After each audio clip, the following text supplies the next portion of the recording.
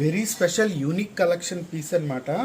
మనకి కరెక్ట్గా 5 ఇంచెస్లో వస్తున్న వరాహస్వామి సమేత శ్రీదేవి భూదేవి సమేత వరాహస్వామి అనమాట. సో పంచలోహంలో మనకి 5 నుంచి 6 అంగుళాల్లో వస్తున్న పీస్ అనమాట. ఇక్కడ చూస్తే స్వామివారు నడుము మీద చేతులు వేసి అక్కడ ఒక చేతితో శంఖం ఒక చేతితో చక్రాన్ని పట్టుకున్నారు చూడండి. యాక్చువల్గా అవి భుజం మీద ఉంటాయి, కానీ ఇక్కడ శంఖ చక్రాలని ఆయన చేతులతో ధరించారనమాట. అలాగే ఒకవైపు శ్రీదేవి అమ్మ, ఒకవైపు భూదేవి అమ్మ కూడా ఉన్నారు. ఇంకా స్వామివారి యొక్క వజ్రదంతాలు కానీ, ఆయన కిరీటం కానీ, ఆయన ఒక దిక్కుకు చూస్తున్న విధానం, ఆయన ఛాతి భాగం, కంఠహారాలు, అలాగే ఆయన పంచకట్టు, ప్రతిదీ కూడా చాలా చాలా డీటెయిలింగ్ ఉంటుంది.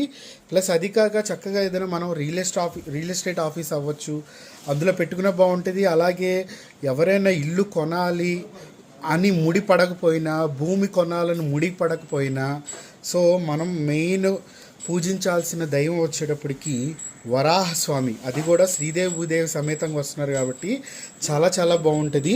సో ఇది పంచలోహంలో. ఇంకోటి ఈ విగ్రహాన్ని ఒక స్పెషల్ డీటెయిలింగ్ మీకు అబ్జర్వ్ చెప్తున్నాను. ఇక్కడ చూడండి, స్వామివారు ఒక కాలు ముందుకి ఒక కాలు వెనక్కుంది. అలాగే ఆ మౌల్డింగ్ ఎలా వచ్చిందంటే సాలిడ్గా వచ్చి, అలాగే కాళ్ళ కడియాలు కూడా వచ్చినాయి. సో ప్రతిదీ కూడా చాలా చాలా డీటెయిలింగ్ వస్తుందన్నమాట. సో నిత్య పూజకి, నిత్య అభిషేకానికి, అలాగే నిత్య ఆరాధనకి, ఆఫీస్ అవ్వచ్చు, ఇల్లు అవ్వచ్చు, 2 చోట్ల చక్కగా మనం పెట్టుకోవడానికి అనువైన పంచలోహ విగ్రహం.